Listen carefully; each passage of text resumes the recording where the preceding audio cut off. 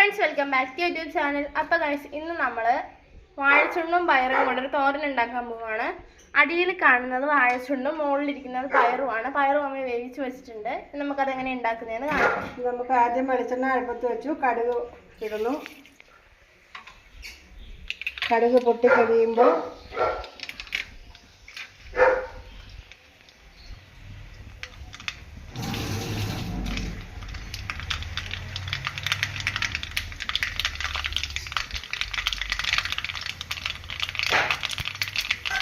കടുക് പൊട്ടിക്കഴിയുമ്പോഴത്തേനും അരി ഇട്ട് കൊടുക്കുക.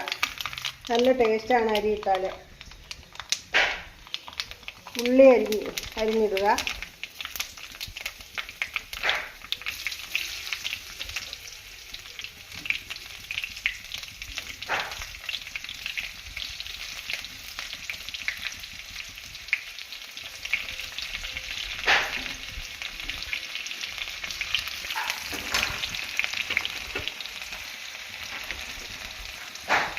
വെളുത്തുള്ളി, കരിവേപ്പില,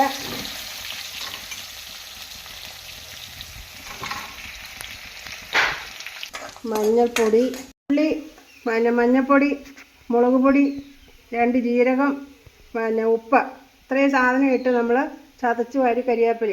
ഇത് നമ്മൾ ഈ ഉള്ളിയും മുളകും മൂപ്പിച്ചതിനകത്തേക്ക് ഇടുകയാണ്. പച്ചമുളക് ഇട്ടുണ്ടാക്കാം.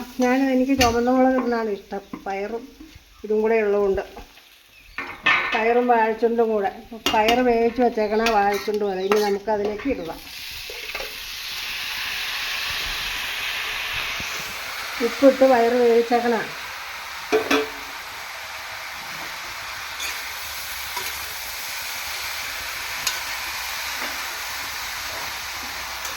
അപ്പോൾ ഗൈസ്, നമ്മുടെ വാഴച്ചുണ്ടും പയറും തോരനുണ്ട് റെഡിയായി.